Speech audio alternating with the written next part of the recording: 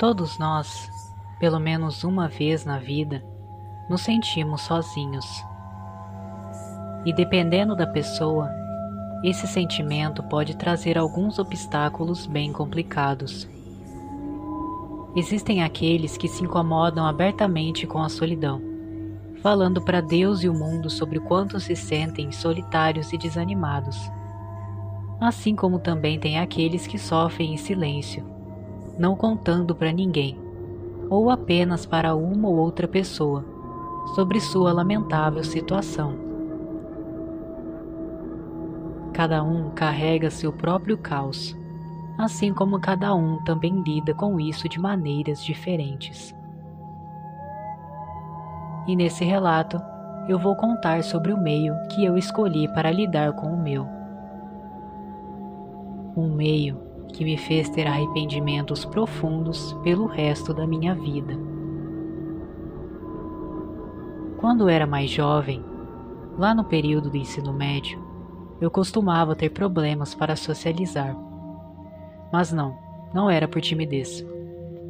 Eu simplesmente era muito fechado e não confiava facilmente nas outras pessoas, o que me fazia ser um cara mais quieto e menos empolgado para ter novas amizades.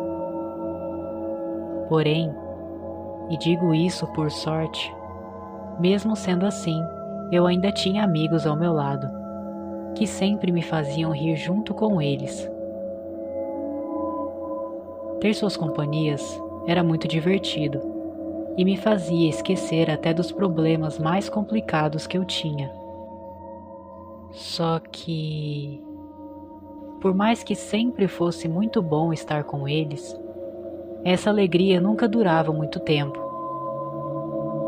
Entender a solidão sozinho, no caso, quando não há ninguém por perto, pode ser bem menos assustador do que quando você está em uma roda de pessoas. É no momento que se está mais rodeado de gente que se nota o quão solitário você pode ser. E nos horários que me despedia do grupo, seja para eu voltar para casa ou para eles voltarem, sentia que um vazio voltava lentamente para dentro do meu peito, dando outra vez aquela velha sensação de tristeza.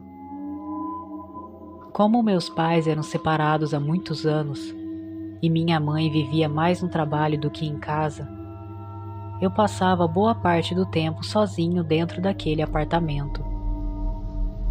No começo, minha única companhia eram aqueles pensamentos corrosivos que temos quando não estamos nada bem.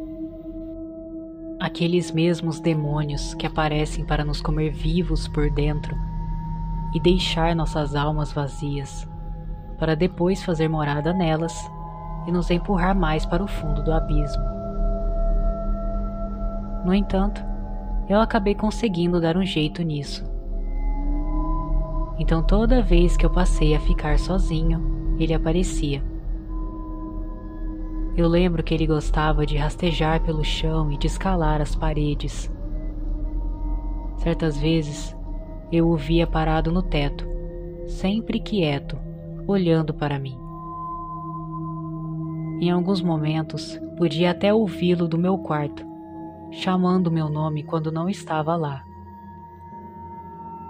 E todas as vezes que chegava da escola sem ninguém, conseguia ver sua silhueta parada na janela, esperando que eu entrasse logo em casa.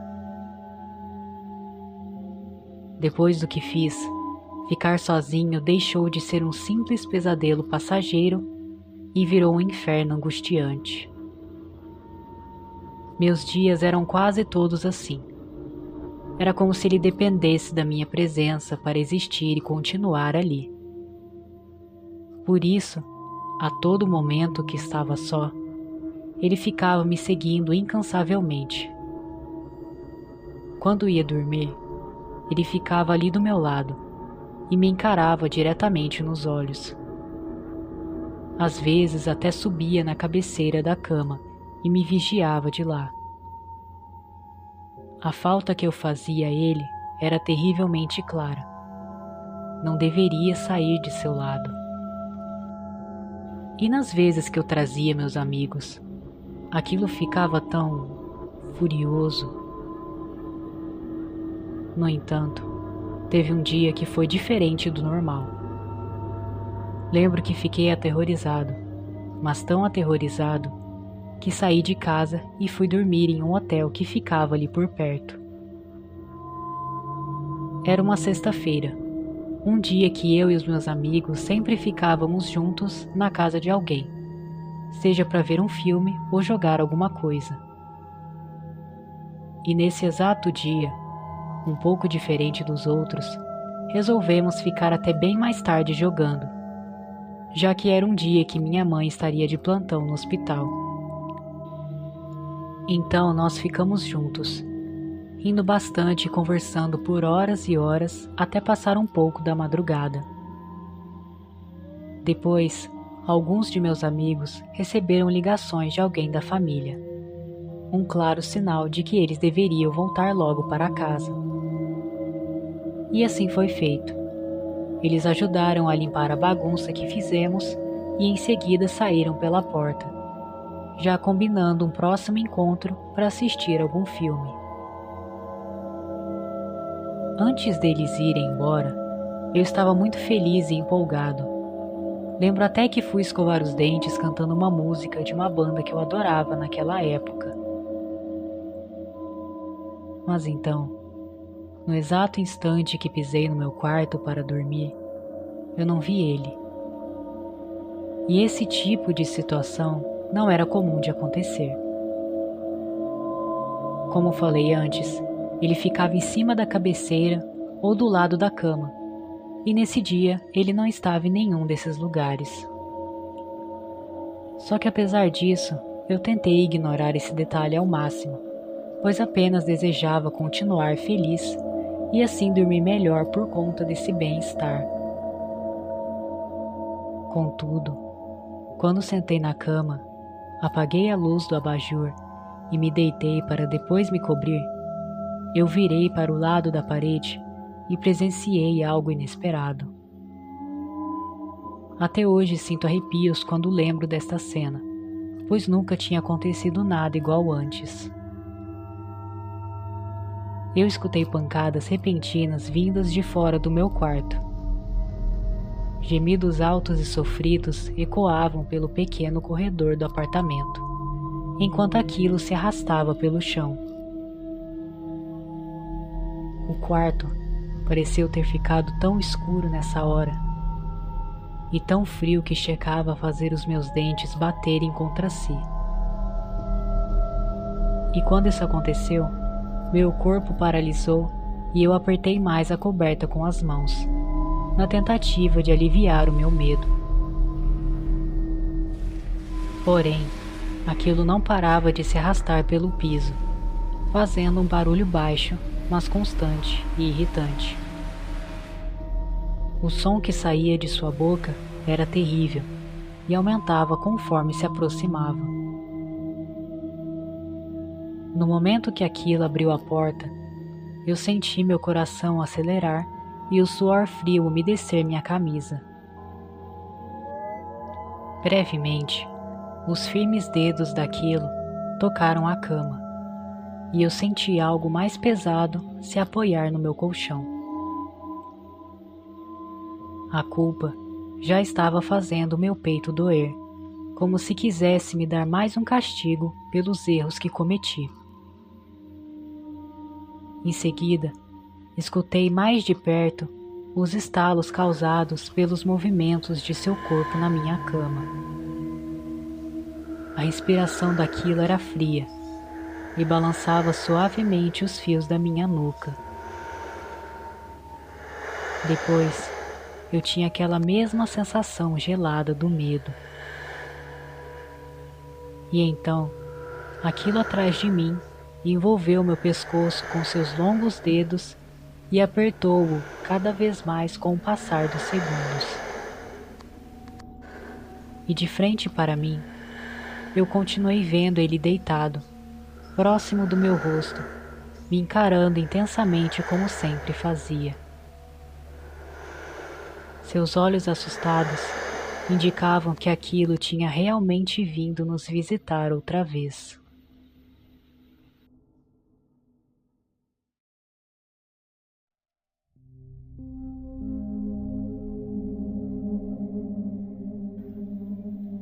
Escondidos em alguma árvore ou arbusto que estava por perto, os grilos emitiam sons que contrastavam com o barulho dos veículos que passavam pela rua. Com seus faróis bem acesos, iluminando a estrada junto com os postes, os carros e motos iam e vinham, deixando um cheiro de escapamento que impregnava o ar. Enquanto caminhava pela calçada da avenida, a garota pegou o celular e mudou a música que estava ouvindo de sua playlist favorita. Como estava um pouco tarde, os barulhos no centro da cidade não estavam tão altos, e apenas algumas pessoas ainda andavam por aquela parte, provavelmente saindo do trabalho ou da faculdade, assim como ela. Ao retirar um dos fones de ouvido para atravessar a rua, a morena de cabelos curtos rapidamente verificou se tinha algum carro se aproximando, e logo se apressou para chegar até a outra calçada, indo em direção a um local que ainda estava aberto naquele horário da noite. Quando parou de frente para o grande letreiro em neon, a jovem moça abriu um grande sorriso ao ver que ainda tinha um funcionário trabalhando na oficina. Então, ao passar por algumas caixas e pneus que estavam empilhados na entrada, ela deixou sua mochila no chão e abraçou o rapaz enquanto ele estava de costas, mexendo no motor de um carro. O loiro de cabelos compridos não retribuiu o ato carinhoso da namorada, nem sequer com uma simples palavra. "Ainda vai demorar?" a morena perguntou, desfazendo o abraço. O jovem não respondeu. Ele cuidadosamente continuou tentando encaixar uma peça no motor do veículo. Um forte cheiro de gasolina tomava conta do lugar. "Então vou esperar você ali no sofá", a garota falou, caminhando até o velho móvel que estava perto da entrada. Ao se acomodar, ela pegou o celular e ficou mexendo em suas redes sociais. Como o comportamento frio de seu namorado era algo que começou a aparecer uma vez ou outra, estranhamente depois de alguns meses de relacionamento, a jovem estudante acabou não se importando tanto com isso. Ela sabia que trabalhar em uma oficina mecânica poderia ser algo estressante. Então, para evitar brigas, ela dificilmente reclamava ou exigia alguma coisa.